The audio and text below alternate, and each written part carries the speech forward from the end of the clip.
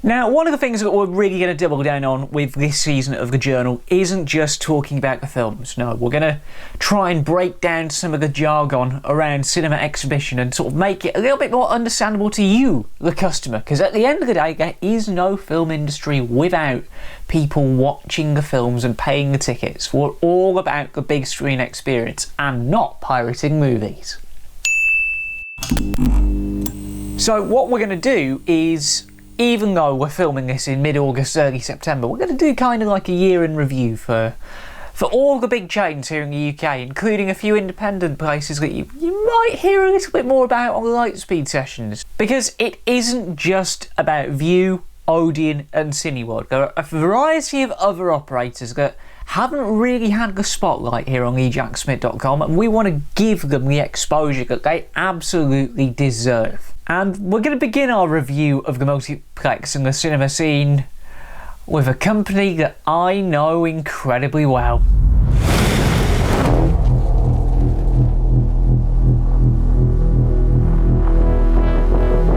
Yeah, you know it's a TheJackSmit joint when I end up talking about View. They've had a very interesting year. They've had a very interesting year so far. They've opened a couple of new sites up and down the land. Obviously Elton was the big thing for the company. They also did a huge refurb just down the road from me, the Gallery. They did a very similar thing to what I work with here in Preston. Fully recliner, enhanced food and drink offering, new bar concept. Looks way nicer than ours. I'm only slightly jealous.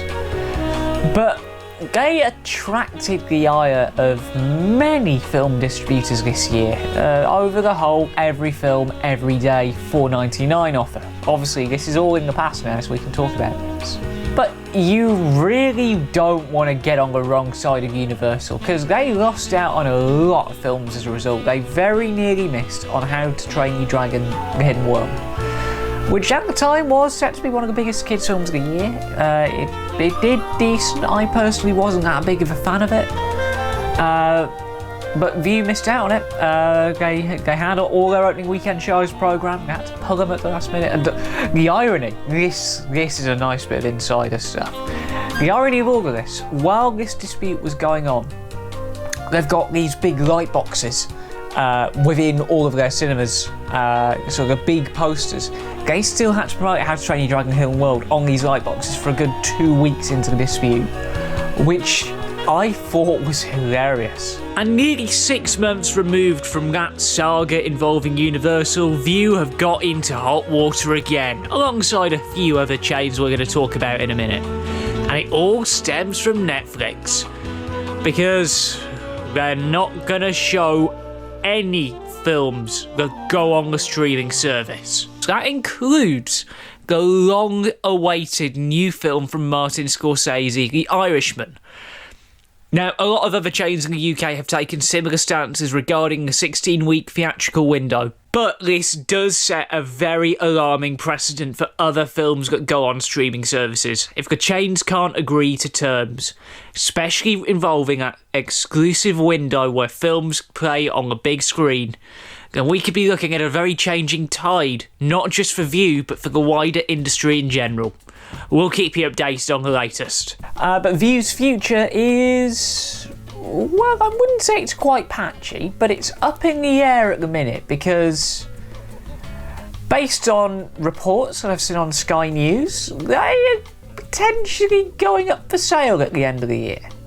So could we be seeing a rebrand again? Could we be seeing a new escape message? Could we be seeing Mark Strong come back to redo it all? We don't know. New owners incoming, we know that much. While we are editing this journal, the company have done some genuinely bold things. Their recliner rollout is back on following events in Birmingham. We'll skim over those.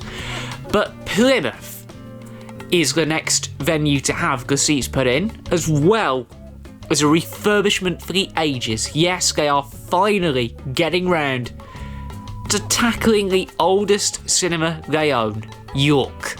It's been open since 1990, zero investment since then, and they're getting the whole works done. Recliners, new retail concept, bar. Oh, wonder where I've seen that idea done before.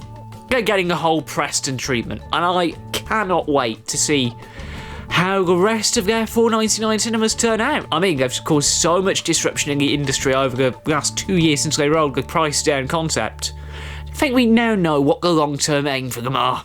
And you sure this isn't because rival cinemas are opening up? Not just in Plymouth, but in York too? Yeah, I don't think it's a coincidence. It's a tactical refurb more than anything. Now, a chain I've never really talked about that much until we launched Born Independent. Odeon have had a cracking year, haven't they? Now, obviously, Odeon have really doubled down on the launch of their Lux sub-brand of cinemas, and again, I've not visited an Odeon Lux site yet, but they do have elements of what I work with at View. The retail is enhanced, they've got a full bar, the Coca-Cola Freestyle. They've got proper coffee shops in some of these places as well, and the coffee shop at the local Odeon in Preston has been a huge benefit, especially on some reviews. And hello Odeon lot here in Preston, I know you're watching it. But Odeon have had a cracking year. The Lux rollout has gone incredibly well, although they did attract a wrong kind of press attention when they reopened the Leicester Square cinema after their big £6 million refurb, or however much it cost. Because you just don't charge 40 quid for tickets on the West End. I know it's a Dolby Cinema screen, but still. Dolby Cinema. Next point. More of them are popping up. First one opened at Leicester Square. Next one opened at Leeds Fort Park. And we talked about that one briefly in an earlier episode of the Journal, sort of competing against Hyde Park Picture House. It's a new kind of premium large format screen with laser projection, Dolby Atmos, premium seats, optimised sight lines. It's basically Dolby's take on IMAX. But the first two of those opened end of last year, start of this year, and there's another. Well, they've committed to opening 7 of these Dolby screens. They've announced 2 more locations. One of them is coming to Odeon Lux Birmingham Broadway. Fantastic site from what I've seen. And then this one makes me genuinely excited. There's one coming to the Trafford Centre. We're getting one in the Northwest, which is exciting. Any competition's good competition. Now, this particular chain I don't know much about because I've only had bad experiences with it in the past, but we're going to give it a go. The world of Cine, as Mr. Kermode calls it. How have Cineworld been doing this year?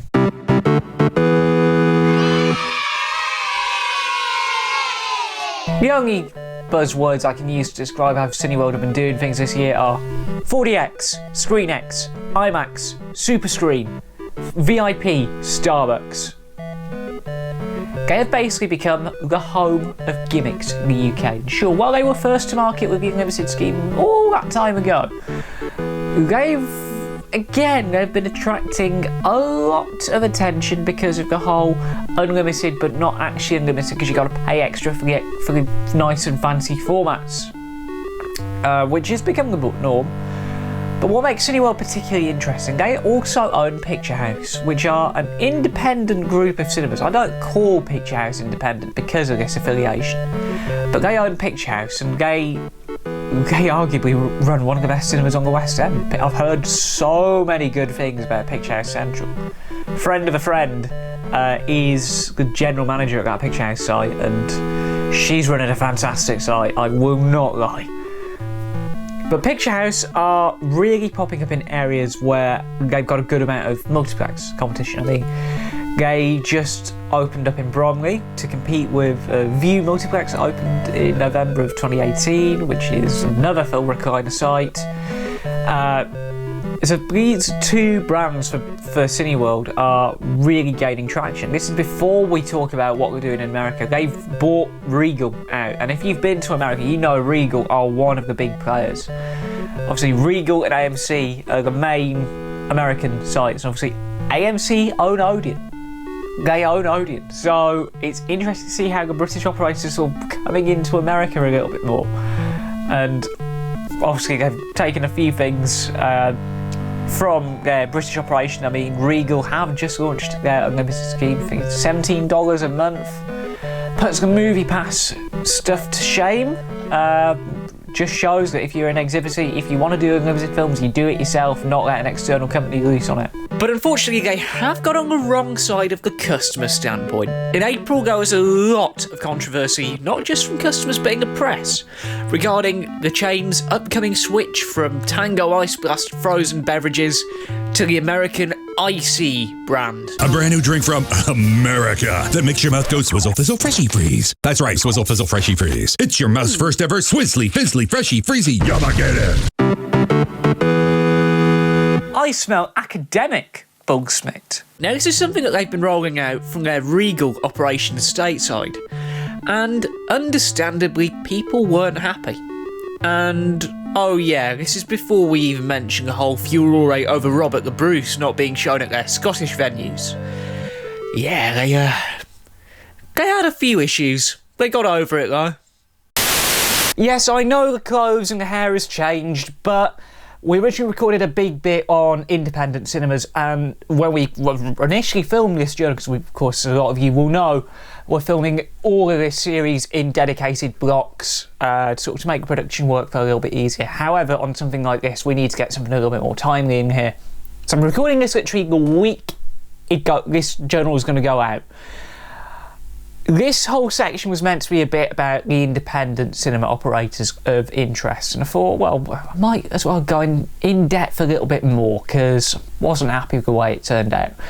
So we're going to begin with a chain who are going to be opening in this neck of the woods, well, down the road in Chorley at the end of this year. Real. They're a company who've been doing some big things this year. They've done some major refurbishments, and they opened a new site in Wakefield, which quite an interesting little case study, this one. It was a couple of converted old high street units in a shopping centre. Now, you'd all think, not really a good place to sort of sneak a cinema in there. But they managed to sneak 5 screens in there, and it was quite a nice little thing. And they've got some interesting sort of other sites. They've been buying and building all these cinemas. They've got sites in Borehamwood, Burnley, which was a former Apollo site. They did that up around the same time my old friends at View refurbished. Same time scale as well. They finished ahead of us. But we've got places in Hull, Kidderminster, Morecambe, Port Talbot. This chain have really grown a lot over the last sort of 2.5 years, and obviously the addition of the Chorley Cinema in December is going to sort of really bolster things a little bit more. It's going to be a 6-screen site. 5 of these screens are going to be set up with their Premier seat, which is sort of a nice leather chair, fixed armrest, basically Odeon's old Premier seats. That's the best way I can describe them. But they will also have the 6th screen at Chorley will be a 40-seat premium recliner offering. Now, of course, it's just a single screen that this cinema will have kitted out with the recliners, which means View could be a little worried.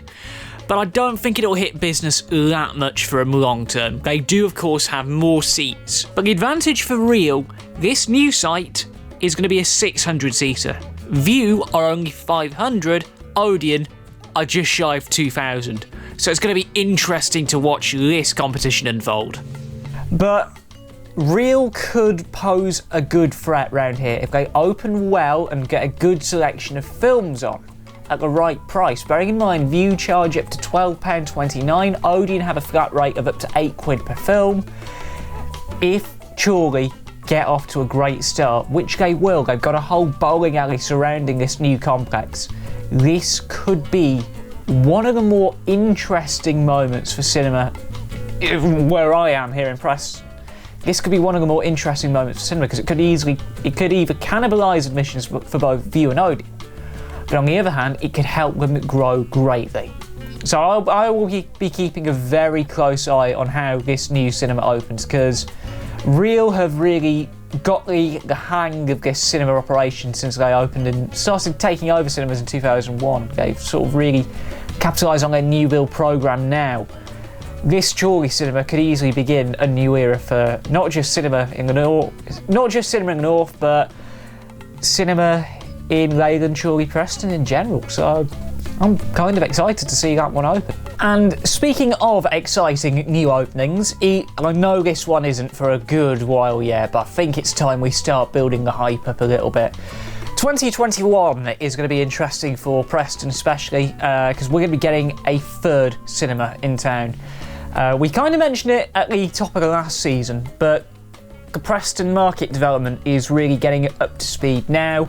And of course, the operator who will be taking that cinema on will be The Light. Now, this is a chain who sort of got going in 2007, an ex-Cineworld director and an ex-Warner Village, who then became View director, founded this chain in 2007 to be like the alternative to like the big boy multiplexes. They have independent stylings but multiplex mentality, and that's the sort of thing that they've really driven home with some of the new builds that they've been opening up. Now, the latest opening in Addleston, which opened October, roughly this time last year, had a completely new, different retail offer. They had pizzas, a bar, pretty nice sort of seats. They like to think of themselves as sociable cinema. And what this chain could do to Preston is something that, again, I'm very interested in. I could easily be doing a master's surrounding the opening of this new site in 2021. But what The Light do is they go all in on the premium side of things. From what I understand, because I've got a few friends of mine who are based at Light locations around the country, they go all in on the experience rather than the gimmicks. They don't, well, they have a couple of IMAXs at some of their sites, but they don't bother really going all in on the fancy food and drink aside from all the usual things at Addleston. They like to make it a proper night out. I mean, the sort of design of their foyers alone gives a lot away, and the fact that they were the first major chain in the UK to go with the whole self-service concept, the Tango Ice Blasts at Sheffield and the new sites going forward. That gives you sort of an idea where View and Odeon got their ideas for their new Gen 2 offers from. They've been sort of like the bad boys of the UK multiplex scene for a while, and they've got some interesting opens coming up. They've got Sittingbourne opening in April 2020, Banbury in 2021, and of course the important one, they're coming to us. They are coming to us, and it could signal the death knell for one or more of the cinemas in town, but again, based on commercial developments that I'm aware of but can't actually reveal on a public forum yet, I think this cinema war of 2021 is shaping up to be quite interesting, because View are going to be giving it their all, Odeon are going to be giving it their all, and The Light are going to come in with their Infinity offering, £16.95 a month, which is a little bit cheaper than what Odeon charge for Limitless. And it's way cheaper than what Cineworld charge for Unlimited. The fact that The Light are going to come in, new kids on the block, with an 11-screen complex, we'll be able to get more details as soon as we can. But the fact that The Light are going to come straight off the block with 11 screens, potentially more diverse film offering than what View and Odeon can put on, this could be an interesting time, especially because Preston's a big student market nowadays. The new UCLan Welcome Square will be done by then. How many students do we have at the university? At least 5,000. But The Light could easily win that student market over. And I've been chatting with my film media popular culture colleagues, and we've all joked that when that cinema opens, that will become the go-to for our course. It says it all really, it's literally right across the road from the campus. Now, we did talk about one of this particular chain's cinemas as part of our work on Born Independent earlier in the year, and also because of that thing. But let's have a quick chat about how Everyman, and actually to a lesser extent Curzon, because they're both of the same ilk. Those two have had some particularly good years. We'll cover Everyman first, of course, if you don't know the story. The original Everyman opened in 1933. The current company was founded in 2000. Again, have to cheat this journal because there's a lot to remember. But these are more boutique and art house cinemas. They go and take over these vintage sites in awesome locations, York being one of them. They have done all sorts of crazy things. Currently, they have locations in Altrincham, competing with a View price down site, so good luck competing with that, Steve. Good friend of mine's the GM there. They've got a lot of places in Bristol, they've got Canary Wharf, Chelmsford, Clitheroe, Esher, Glasgow, Islington, the iconic Screen on the Green is one of theirs.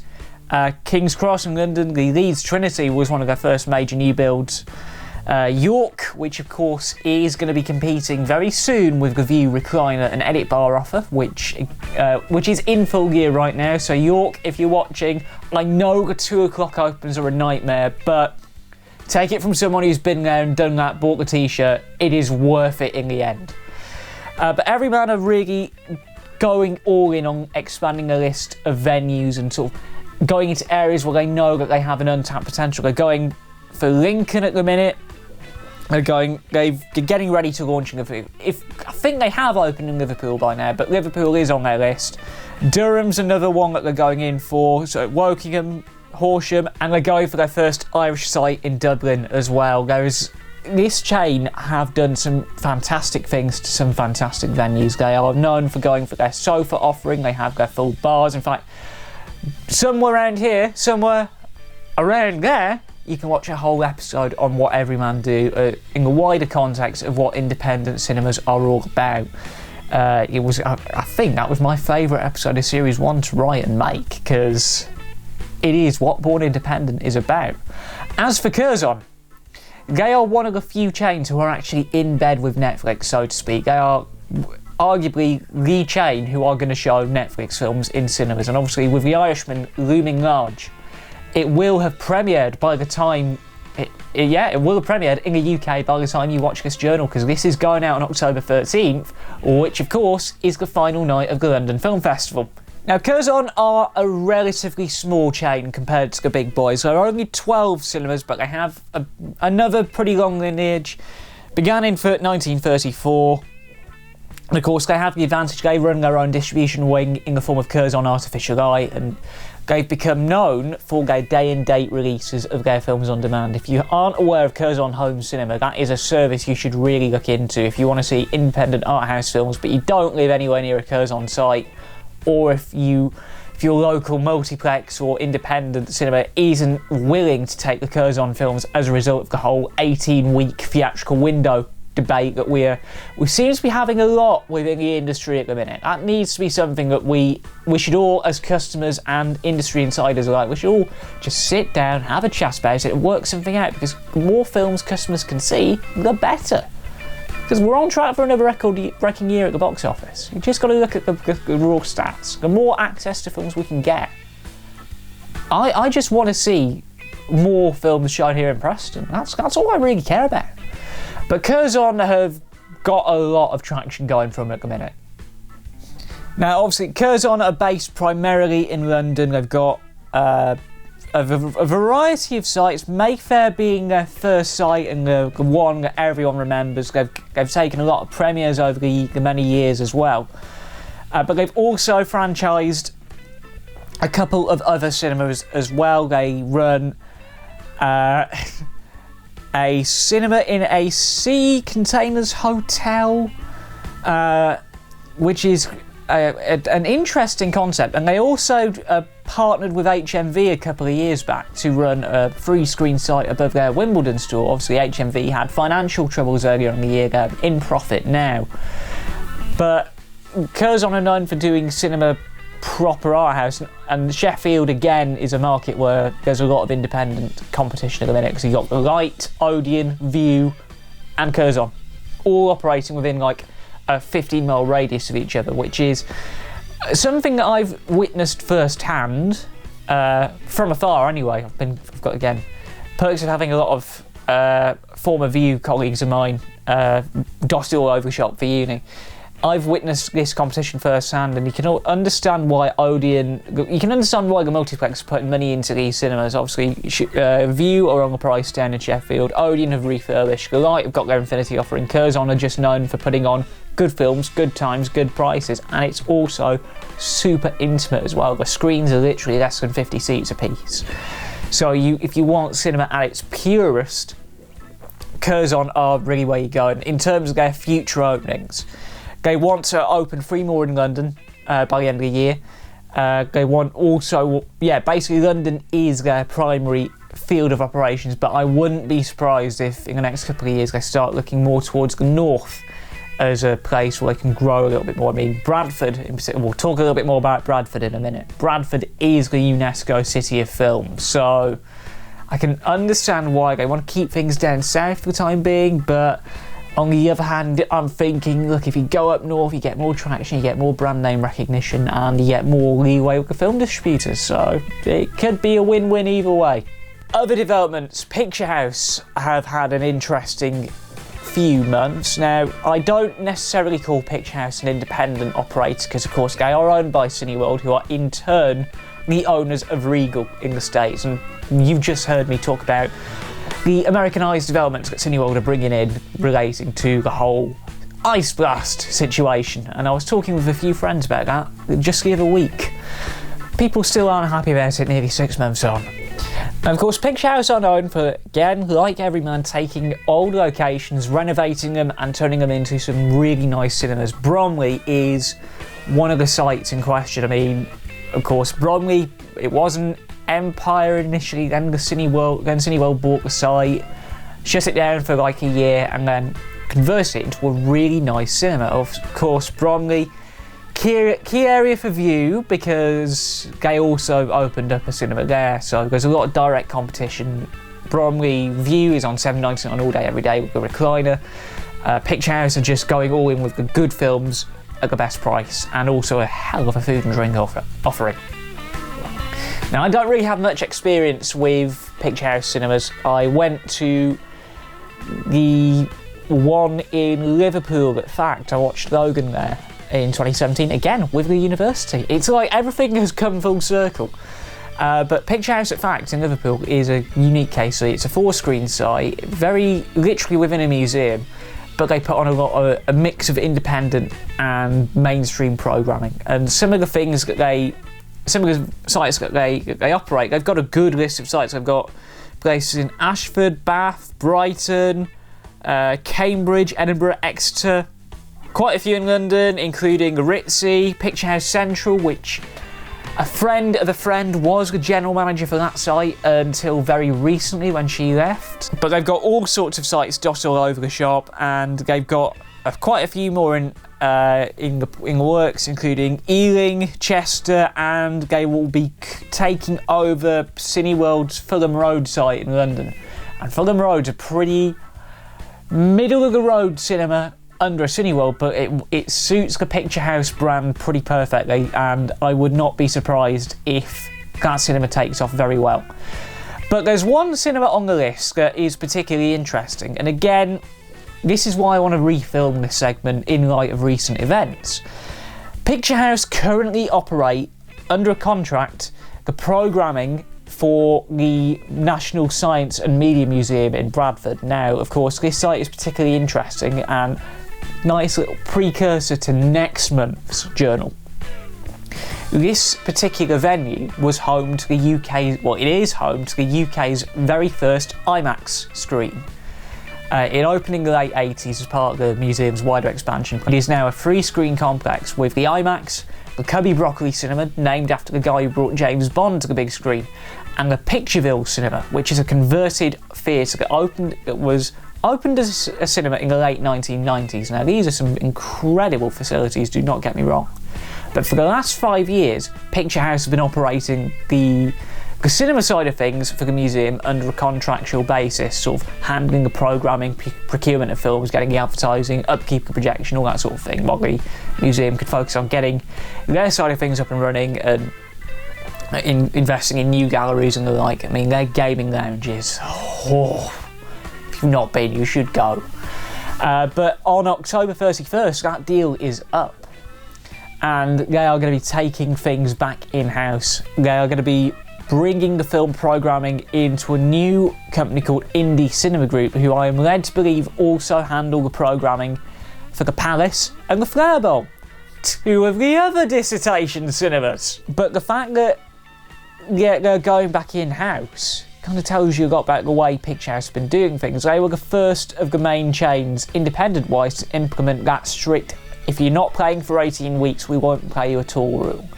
So this is really where the Netflix side of things hits them again. They've not been able to show the films that they want to show. And of course, as we've mentioned, Bradford is designated by UNESCO as the International City of Film. We've got a fantastic film festival every year that not just honours cinemas past, but cinemas future. The widescreen weekend is something for projection nerds all over the shop, because Cinerama, they've actually got Cinerama at this place. But the fact that the museum want to take things in-house and move it on from a chain like Picture House is kind of telling. I won't be surprised if more people go down that route and sort of add to their offer a little bit more by partnering with companies like Indie to maximise their offering and still maintain a bit of control in terms of the whole, yeah, we're going to put these films on at these times. With Picture House, they weren't afforded that freedom because it's a Cineworld operation, which in turn was a conflict of interest because Cineworld literally operate one of their own main brand sites across the road from that place. So how did that deal get through? And finally, a quick little update on one of the cinemas that we talked about in that big dissertation episode, the Hyde Park Picture House in Leeds. In January, they begin their major £4 million refurbishment, and they're going to be moving their operations to the University of Leeds Students' Union. It's a good little move. Every university needs its own cinema. We've got one at UCLan, but it never gets used. It's a glorified lecture theatre now, something me and Ed Greenberg talk about on a regular basis. But Hyde Park are going to be moving their operations to the University of Leeds while they do this major refurbishment programme. It is, again, a nice time to do it. View York will have had their admissions cannibalised by the refurbishment. Leeds students will have a field day because they will literally have a cinema on campus for a good amount of time, and they are literally going to convert a room in the Students' Union and turn it into a proper cinema. Not just as glorified, yeah, we'll just use the old projection equipment. They're going to put a proper projector, proper 7.1 surround sound in there. They're going to turn it into a state-of-the-art room, and that is something every university should do in my eyes, because the more access you can get to films at undergraduate and postgraduate level means you can understand the courses a little bit more. I mean, the fact that I graduated with a first in film and media, with all the stuff I did for the blog on top of that, it kind of tells you a lot, really. But that is kind of like my State of the Union on the UK and Ireland cinema industry. I know it's a bit nerdy, this episode, but I want to make this a yearly thing. Sort of me take a satirical look at how all of the chains have done over the last 12 months and sort of see where they can build upon, where they can go forward next. Obviously, again, this one's a legal minefield. Believe me, that's why you're not going to see any of our exec producers credited. You're not going to see any of our writers. Well, I wrote this one on my own. First one I've written on my own in a very long time. But none of my cinema colleagues had any input on this. For full legal disclosure now, none of my cinema colleagues had any input on this episode at all. This is all the thoughts of TheJackSmit.com and sort of me taking a good look back. And like I say, we do not want to burn any bridges with any of the chains. With light speed sessions looming over us next year, we want to sort of celebrate cinema for what it is and sort of have a bit of fun in the process. But there are some interesting developments around here, especially in the next 6 months, the next 12 months especially. I'm partial to a few of them. I know big things, especially related to the Preston cinemas specifically. Again, I'm going to be very cryptic here, but if you are a fan of the best seats, you'll want to, and you live in Preston, you want to keep very close eyes on not just View, who are going to continue going from strength to strength, but Odeon and Light especially, because they're going to do some fantastic things. Although I do wish Odeon could refurb. I really do wish Odeon could refurb. They need it. They really do need it. Although saying that, it's going to be years before they get the refurb anyway. The Light will have to open for them to get that good refurb anyway. But anyway, I'm rambling now. We'll be back on November 2nd with a fantastic episode. I can say this because I've edited it already. This is the nice thing about doing it all in batches. Of course, the hair will go back to full length next episode. This is just like filmed very quickly, very quickly, so we can get this out as soon as we can. But next month's episode is absolutely fantastic. If you want to know the whole history of 3D cinema in half an hour, you will want to have a watch at this, because it is arguably my favourite journal episode to date, and we've done some great journals so far, especially this series. I mean, by the way, just quickly aside, thank you all for the support on the season premiere on September 16th. It's become one of our highest performing episodes, so thank you all so much for watching and sharing it. It was a great episode to write and produce. But November 2nd, 3D in 30 minutes. It is an episode that was just as much of a nightmare to write and edit. I'm really, really proud of how it's turned out, and I'm looking forward to seeing how you guys react to it, because it is a good episode. But while you guys wait for that to hit YouTube, of course, we've got all sorts of other multimedia outlets you can follow. We, of course, have the weekly Talking Smit About Film podcast, and of course, every single week in October, because in just shy, let me just check, because again, it's October 13th today as you watch this, although it's October 5th now for me. In 3 days from now, I celebrate my 15th anniversary of walking into a cinema for the first time. As a result, every week on Talking Smit About Film for the duration of October, we're not doing Spooktober like every other big YouTuber and podcaster is doing, but we're going down memory lane, and I'm reviewing the films that kind of defined the 15 years I've spent at View Preston so far. And as I record this, again, I'm recording this on October 5th. As I record this, yesterday we reviewed Paranorman, Brigsby Bear, which was recommended to me by some of the staff at the cinema, and of course we did a rant from last year's birthday marathon about another film that was about as bad as The Queen's Corgi, a Disney film called Patrick. Patrick, Pug Actually. Okay, you're freaking me out now. Is it my driving?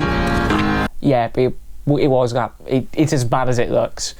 But every week on Talking Smit, we're going to do some like vintage reviews from the archive, and of course, we've extended our film news coverage a little bit by popular demand. We've extended our film news block from 3 minutes to 20 minutes, and I'm surprised we've been able to do it. But if you want an hour and a half of me talking nonsense about the latest films every week, Talking Smit About Films is where you want to go. We'll focus a little bit more on Netflix over the next couple of weeks, because obviously I know Joker's out now, but Netflix seems to be where all the good films are ending up eventually. But we're going to do like a mix of both, because we've not really given Netflix much love. But business as normal on TheJackSmit.com over the next few weeks. And if you haven't already, like, share, subscribe, hit the bell button to stay notified on when we upload next, because you never know what the hell happened might drop out of nowhere, like it did with the Suicide Squad stuff, like it did with the Spider-Man news. That was out of nowhere. But that is officially it for this month's journal. We will see you on November 2nd. For now, I've been Jack from TheJackSmit.com. That was the journal, and we'll see you at the movies.